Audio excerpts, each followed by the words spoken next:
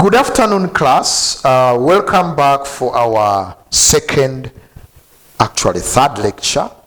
And I told you I'm David Katende. I'll keep reminding you, although my names are right there on the presentation. And I'm a lecturer in the Faculty of Education, Mountains of the Moon University. I'll be taking you through the course of Leadership Theory and Practice. Today we are looking at our Unit 2 in this course, and that is Leadership Theories. We are here to now know theories. You see, this course is Leadership Theory and Practice. Before you get to practice, you begin with theory. Theory will generate the underlying assumptions which eventually inform practice. So before you practice leadership, you need to understand the theories of leadership. And that's why today we want to look at leadership theories. By way of background, leadership style, of course, is the way a leader approaches managing team members. We have talked about this before. And the styles of leadership are formally developed, or were formally developed as a result of studies on leadership theory. So the styles that we looked at last time, the style of servant leadership, the style of transformational leadership, autocratic leadership, laissez-faire, all those were an establishment by theorists who came up with leadership theories. The common leadership styles, of course, that we know include a number of them, but we also have others that we may pay attention to in this particular course, which we didn't look at in the other one. Then we need to also understand coaching. The concept of coaching in leadership recognizes the strengths and weaknesses that other people may have. You as a leader should be able to do a SWOT to know the strengths and weaknesses of the people that you're going to support. But therefore, it will help you to set better goals and provide feedback. Then vision. We normally talk about vision and leadership. What is to be visionary? To be visionary, it simply means that you're in a position of managing through inspiration and confidence. You have something at your heart, in your mind, within your life that is driving you to manage through inspiration and confidence. Then servant, that one we explored it last time. I don't need to repeat. Leadership theory and leadership style, these two can be challenging because last time I told you that when you're looking at leadership styles, these very styles are also theories of leadership. So leadership theory studies the qualities of a good or qualities of good leaders. Then psychologists analyze and develop leadership theory, and researchers try to discover the common qualities or behavior patterns of strong leaders. So we have the autocratic, which we looked at last time. I don't want to repeat. Where decisions are made with little input from the team. Laissez-faire, hands off, but eyes on, which involves delegation. Democratic, where of course decisions are done with involving the team. Then we have the pace setter. Of course, that one talks about a situation of leadership where the leader sets high standards and focuses on how people are going to perform. Then we have the bureaucratic, that is more so in the government or public setting, where bureaucracy, those processes have to be followed.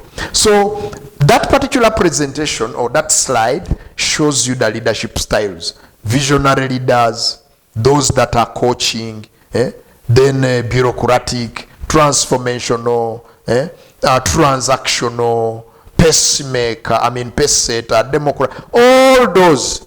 In total, we have 10, although in the earlier presentation we looked at only 5. As leaders in making. There is what we call the 6 main leadership theories. The 6 main leadership theories are, as you see, we have the great man theory, and this great man theory, it simply talks about leaders being born with those attributes, of leadership. In other words, it simply emphasizes that leaders are born with all the right personalities, the figure, the language, the body language, because you have the body language to command respect. So that's the great man theory, and it's of course sort of contradictory to what some of us believe in. Some of us think that leaders are made, but the great man theory will tell you that leaders are born. You are born with the confidence, you are born with the courage, you are born with intuition. And I can tell you, even in the Bible, if you have read about the story of how the first king of Israel was made, this guy called Saul was picked because of his appearance, and people appreciated him when they saw him, the giant in him. They were happy to see a leader, and indeed he was their king. So the great man theory is not so much off. There is the innate human characteristics of the great man theory that we need. The key human characteristics of the great man theory. Number 1 is glamour. Number 2 is decisiveness, wisdom, daring, assertiveness, and appeal. Now, what eventually do those innate assumptions speak about a leader? Are the internal strength. In other words, that a leader is born with those virtues. A leader is born with glamour. A leader is born with the power to make decisions. A leader is born with wisdom. A leader is daring. A leader is assertive. A leader is born with that appeal. Even when a leader simply says, support me, you will support because you already getting that attractiveness to support that particular personality. So in other words, the great man theory really emphasizes those issues. Then we have the trait theory. Trait, just like the word applies, it comes from traits, personality traits. So the trait theory is an expansion upon the great man theory. You remember we were talking about personality traits in the great man, but this particular one is specific about trait.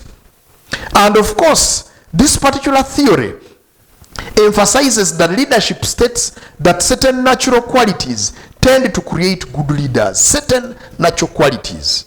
And of course, qualities that may do this, we have qualities like, communication skills. As a leader, as a communicator, it will be very easy for you because of that trait of communication, being able to communicate effectively, assertively. That alone will make you a very good leader. Listening, there are people who are naturally, with that trait of being listeners. You go to the person gives you a listening ear, and indeed you feel satisfied. So such people, it is believed under the trait theory that they are better, or they are good what? They are good leaders. And the trait theory has the following characteristics or features. One is emotional equilibrium.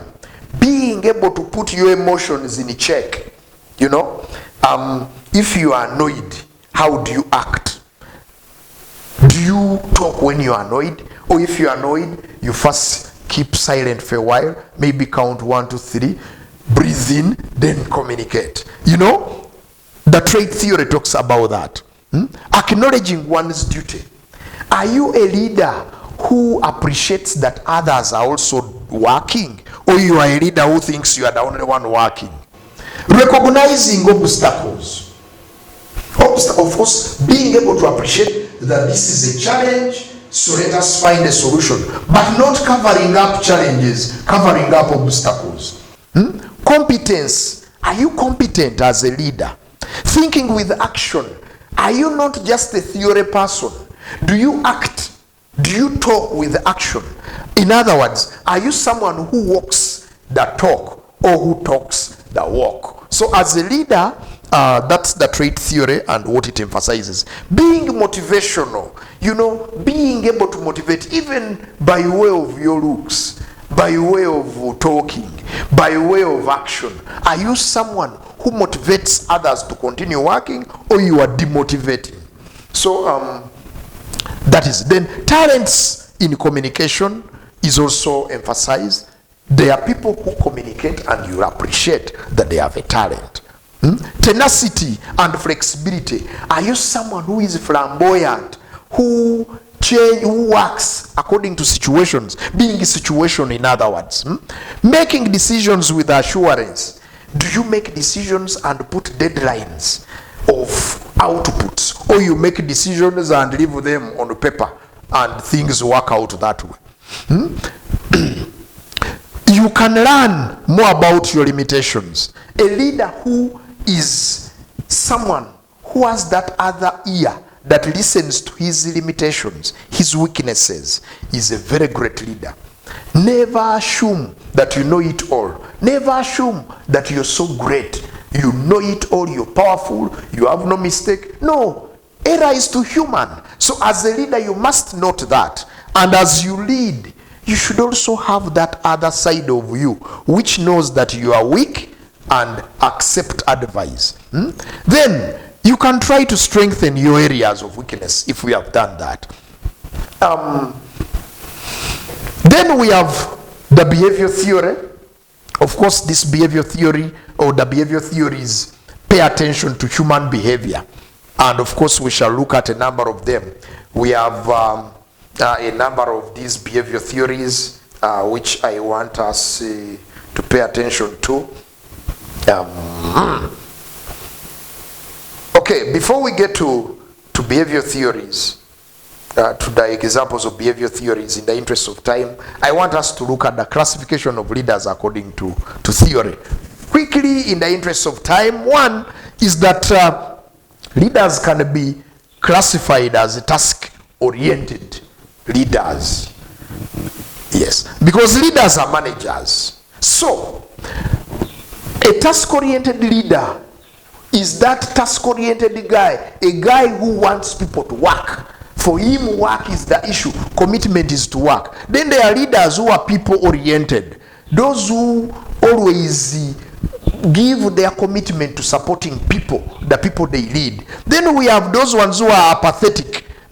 Apathetic leaders. And of course, the apathetic type of leaders are those who think so much about how others feel about the leadership. Then we have the effective leaders and the dictatorial leaders. In the interest of time, let's look at one other theory, that is the transactional or management theory. And that one I will not do details here. I will ask you as a class to look at it. I want you in your free time, in your groups, go and look at what transactional or management theory of leadership is. And I will want you to give me the assumptions. Next class, bring the assumptions of that kind of theory, then how it is applied in school management. For today, I want to end here, and I want to thank you for being attentive. God bless you. We shall begin shortly after break.